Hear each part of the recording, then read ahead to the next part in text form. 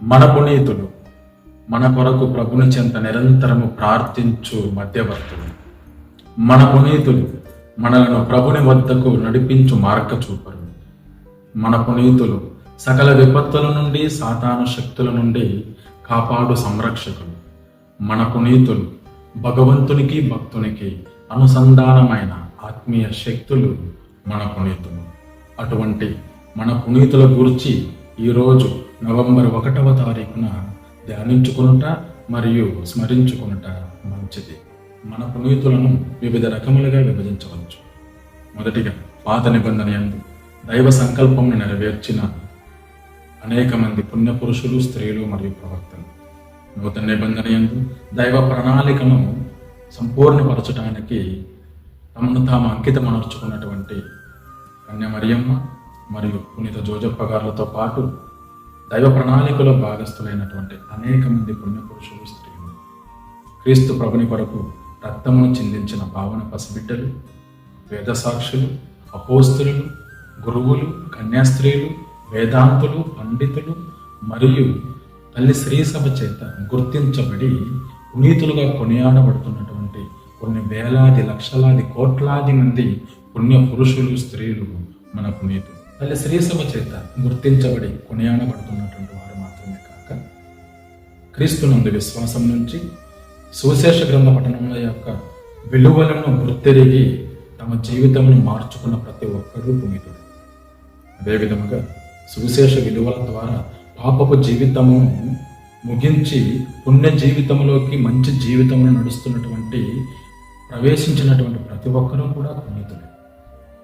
ఈరోజు ప్రభుని ప్రేమలో, ప్రజల సేవలో నిమగ్నులైనటువంటి ప్రతి ఒక్కరూ కూడా పునీతుల ప్రియ సహోదరి సహోదరులారా.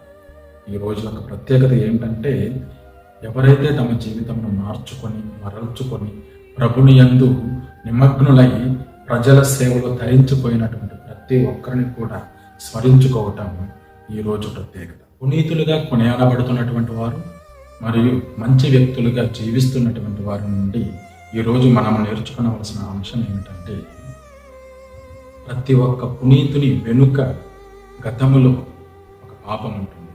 ఈనాడు పునీతుడిగా మరియు మంచి వ్యక్తిగా కొనియాడబడుతున్నటువంటి ప్రతి ఒక్కరు ఒకప్పుడు పాపాత్ములే.